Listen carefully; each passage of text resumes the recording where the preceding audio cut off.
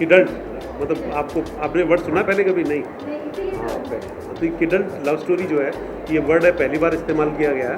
और जिसने adolescent word इजाद किया था, हाँ, किडल्ट वर्ड जो है पहली बार इस्तेमाल किया जा रहा है। जिसने एडोलेसेंट वर्ड इजाद किया था, उन्होंने ही किडल्ट वर्ड बनाया। हमारी फिल्म के लिए ये बड़ा सूट करता है, क्योंकि हमारी कहानी जो दो बच्चों की है, 15 साल की लड़की और 17 साल का लड़का, और they are kids because they are studying in school.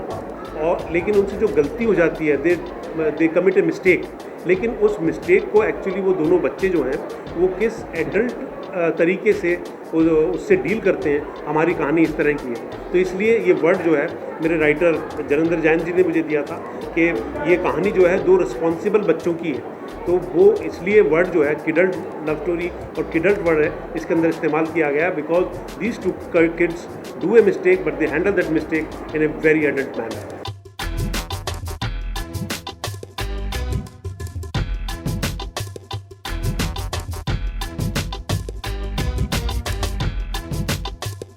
Film को क्यों बनाने से सोचा, बिकॉज मुझे लगता है कि यूथ को डिफरेंट एस्पेक्ट्स को लेके बहुत सारी कहानियाँ आई हैं। यूथ कुछ बहक गया है ड्रग्स पर या क्राइम में चला गया है, बट इमोशनल एस्पेक्ट को, जो कि आजकल पॉसिबल है, जब प्रेवलेंट भी है, उसको लेकर कोई फिल्म नहीं बनी अभी तक। एक ऐसी कहानी जिसमें teenage one of the girls in the film becomes pregnant, इस इशू पर एक एंटरटेनिंग फिल्म बनाना हम दोनों को लगा कि बहुत अच्छा रहेगा, इसलिए हमने बेसिकली ये फिल्म बनाई। और इस फिल्म की कहानी बहुत अच्छी है, डिफरेंट एस्पेक्ट्स को छूती है, कॉलेज के स्टूडेंट्स को, उनको पेरेंट्स कैसे रिएक्ट करते हैं और फिर लॉ कैसे रिएक्ट करता है, इस पर आधारित है हमारी फिल्म तेरे संग।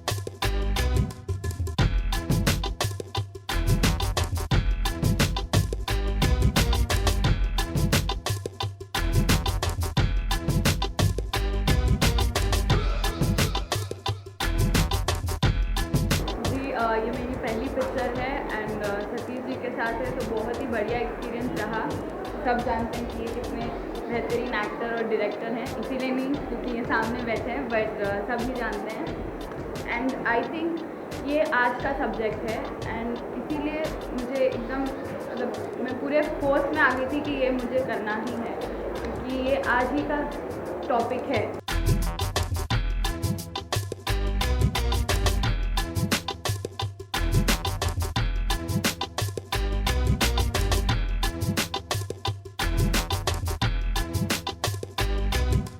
मुझे पता चला कि मैं सतीश जी के साथ काम कर रहा हूँ, अनुपम जी इस फिल्म को प्रोड्यूस कर रहे हैं, तो एज एन एक्टर तो ये बहुत, मतलब एक स्टेप अप है। आप एक अच्छे बैनर पे एक बड़ी फिल्म कर रहे हैं। और उसके अलावा जब ये सब्जेक्ट का मुझे पता चला, my initial reaction was nervousness कि ये फिल्म यूथ के बारे में, how will parents react to it, क्योंकि आजकल के जो बच्चे हैं they accept things, they know कि असलियत ज़िंदगी में क्या होता है, and this is a relevant topic for us, but parents और सोसाइटी इन जनरल इन सारी चीज़ों को कवर करता है। ऐसी चीज़ें बहुत होती हैं हमारे देश में, सबसे ज़्यादा होती है एक्चुअली, बट क्योंकि हमारा लीगल सिस्टम और सोसाइटी इन जनरल इन सारी चीज़ों को दबा देता है। अगर लड़की प्रेग्नेंट हो जाती है तो उनको लगता है कि सोल्यूशन ये है कि उसकी शादी करवा दो या बच्चा गिरवा दो या बच्चे को कचरे के डब्बे में फेंक दो, बट यूथ ऐसा नहीं सोचता। They think everyone should have a chance, और अगर गलती की है then also we want a chance, इसलिए ये फिल्म बनाई गई है and that is what we are saying in this film.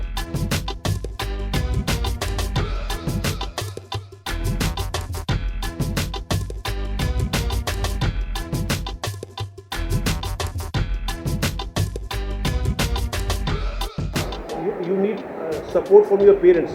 एक बड़े अच्छे डॉक्टर ने लाइन लिखी थी that if you want to stop teenage pregnancies, then communicate. Let's talk and communicate with your children. तो जो माँ बाप बच्चों से कम्युनिकेट नहीं कर पाते हैं और वो कम्युनिकेशन गैप रहता है, उसकी वजह से कई बार बच्चों के मन में और बच्चों की ज़िंदगी में एक इमोशनल वैक्यूम क्रिएट हो जाता है। और जब इमोशनल वैक्यूम क्रिएट हो जाता है तो वो कहीं सहारा ढूंढने की कोशिश करते हैं, और वो सहारे ढूंढने के चक्कर में कुछ गलती हो जाती है, जिनमें आज सेक्स भी एक है कि अब पेरेंट्स जो है वो बच्ची का अगर बर्थडे सेलिब्रेट नहीं कर रहे 2-3 साल तक, या उसका न्यू ईयर सेलिब्रेट नहीं कर रहे, या उसको टाइम नहीं दे पा रहे बिकॉज उनकी खुद की मसरूफियात और खुद का बिजी शेड्यूल बहुत ज़्यादा है। So this is also one of the reason that the parents should learn to give time to their children so that they don't get emotional vacuum in their life.